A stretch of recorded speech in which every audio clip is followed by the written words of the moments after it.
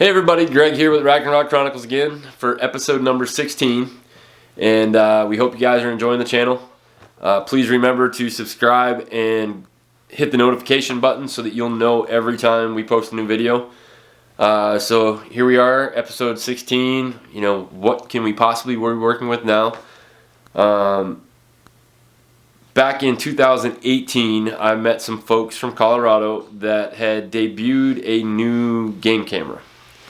And we talked a little bit. I ended up bringing one home from ATA in 2018. And I've had that camera out for 1 year. Basically, about 3 weeks ago was the 1 year anniversary of that camera being out on the property. And you guys actually got to see it in the video we did about scrape stick. So I called back out there because I'm so in love with the camera, but it was the original version, and I knew this year they had come out with a new version, a 4G version, and I talked to them maybe 5 days ago, and said, guys, we'd love to do a piece on you guys on the new camera, let people see it, and understand why we love it so much.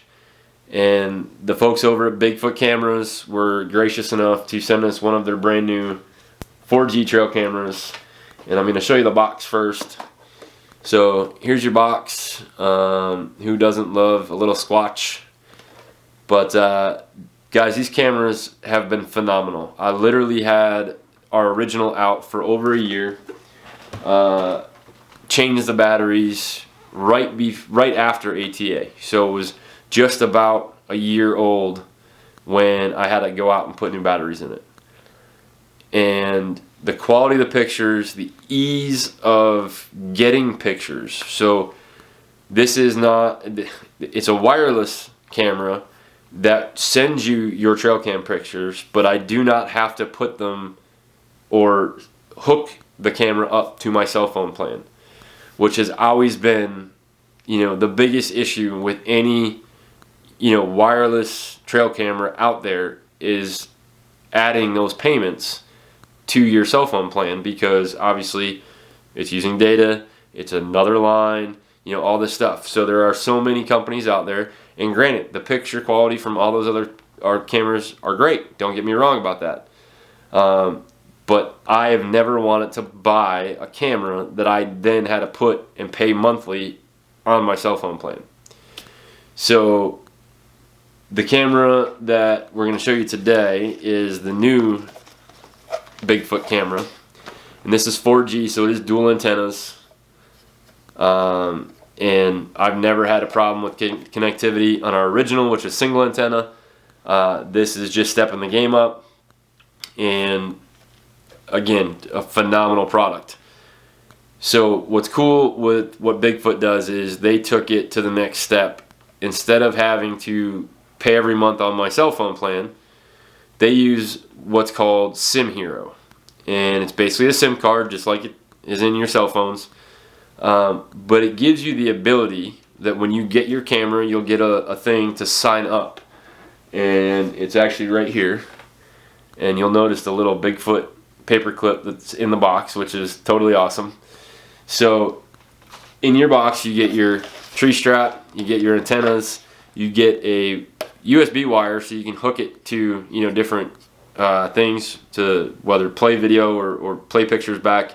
But the SIM Hero card allows you to pick what you want to pay. So if I wanted to pay on my cell phone plan, it's roughly about $10 to $12 a month. So you figure $10 times 12, that's $120 a year that I'm paying just for my camera. And, obviously if it's in a high traffic, the phone's going to go off constantly. So with SIM Hero, you can pick monthly, 6-month, or 1 year plans. We picked the 1 year plan, and it goes by megabytes. So you pick how many megabytes you think you're going to use. So If you put it on a food source, a food plot, obviously you're going to get pictures racking up like crazy, and that, chunk of space that these pictures use is going to get used up super quick on a food plot or a heavy used food source. So in that case, I would probably pick the higher megabyte, and you're still saving about $20 to $30, against putting it on your cell phone.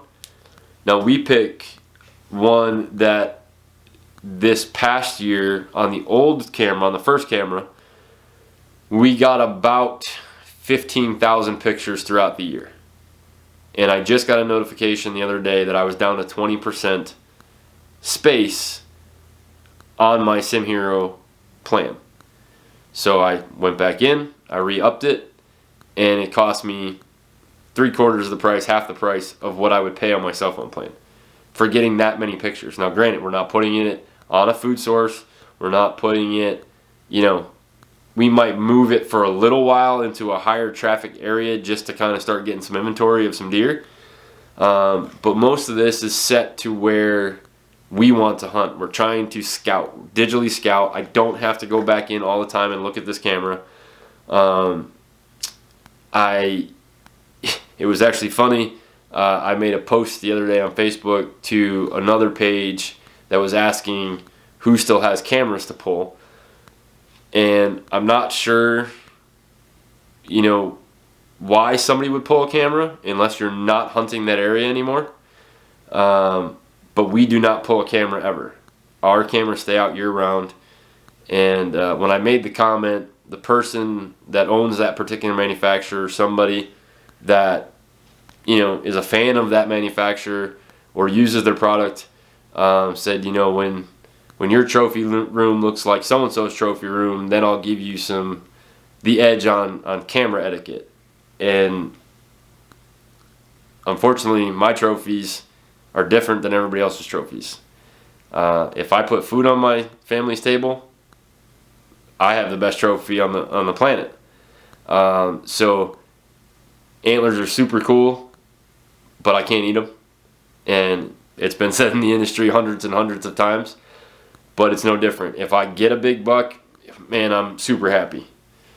But meat on the table is more important to me than having, a 200 class buck.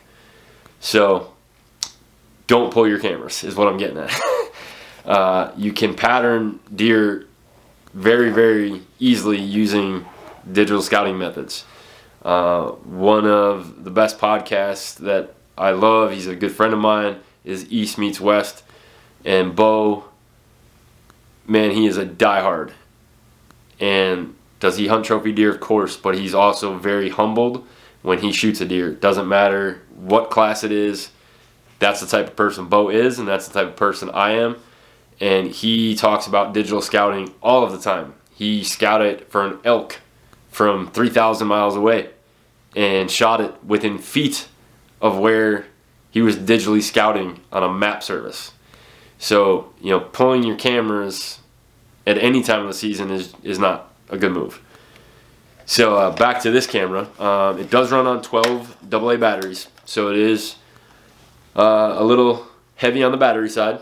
But if you go onto their website, they do offer a solar charger, which they actually just posted up on their page the other day, and it was a great setup. And I think guys. And there's a couple spots that we hunt that are a little bit more remote where I don't want to have to go change batteries. So I'm actually now thinking about getting a setup like they posted so that I can go and leave my camera where it needs to be. But connectivity, I've never had an issue. Works great. Goes directly to my email, so my text message isn't going off all the time. And what it also allows me to do is sometimes, looking at a trail cam picture on your cell phone is sometimes difficult. And I will open them on my cell phone, but a lot of times it's easier when I get back here and I can get on the computer and blow them up or zoom in and check things out. And right now, we have a camera over one of our traps for coyotes. So it gives me the ability to see if, something came in, they didn't like the bait, they did this, they did that.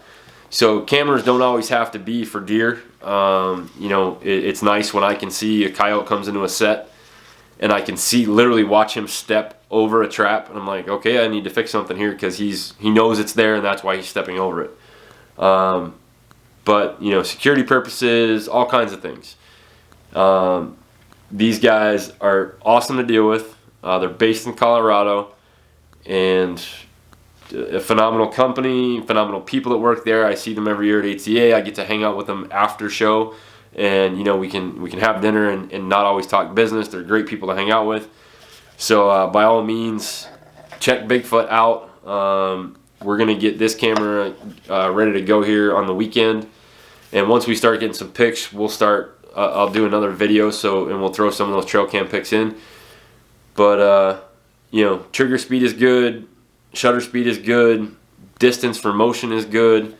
Everything is inside, just like most of the other trail cameras. So all your setup information is right in here to get everything running, and you can run it in a basically set the camera up and let it take a picture of you while you're there, because it'll go right to your email. So instead of having like a test or putting a laser on it to figure out where it's pointing, get that picture, look at it, and go, okay, I need to adjust it a little bit. Other than that, like I said, just a great all-around camera. We believe in them. We've been using them for a year, well before Rock and Rod Chronicles started, and this is our go-to camera of choice. So we just wanted to give you guys the ability to go look at these, because there's not a lot of dealers that have them right now. You can order direct on their website, but definitely go onto their website, check them out, see all the other accessories they have. They have plenty of accessories for these cameras. If something does break, they have replacement parts. So it's not something you're gonna buy and something happens, you drop it and break something. It's not like you have to throw it away. You can get it fixed. And the one thing I will mention is their buckle system is super easy to use. So it's like a clothespin clip, and it is super snug. It holds, and as you saw in the video with Scrape Stick, I had some extra tether or wrap around the tree, and just wrap it up behind it and knot it, and that way it's not blown in the breeze. It won't scare anything off. So make sure to check these guys out. We appreciate it. We'll see you guys in episode 17. Talk to you soon.